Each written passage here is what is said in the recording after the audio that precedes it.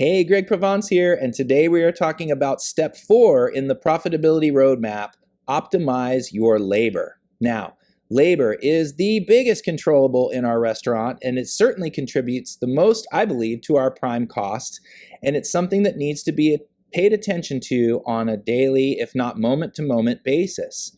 But the first place we need to start when optimizing our labor is at the schedule. So when we're scheduling our teams, it's very, very important to use some data to make sure that we are scheduling within our budget. Now, we also know we need to cover different stations and different times of day and make sure our guest service is on point.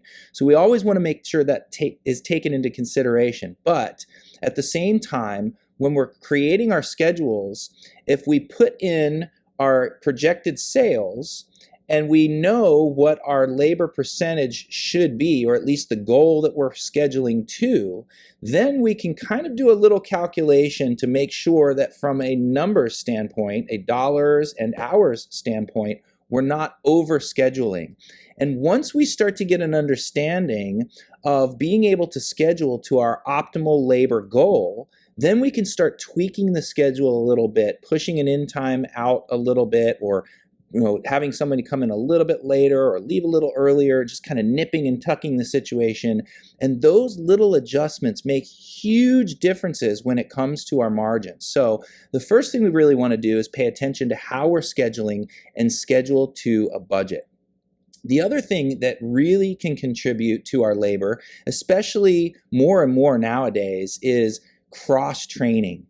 If we have, let's say, a server that also knows how to host, or a host that can also take drink orders, or a pizza person that can also make salads, that is hugely beneficial to our schedule, because not only does that help in a pinch when somebody's called out sick or something like that, it also allows us to fill those slower times with less bodies on the floor.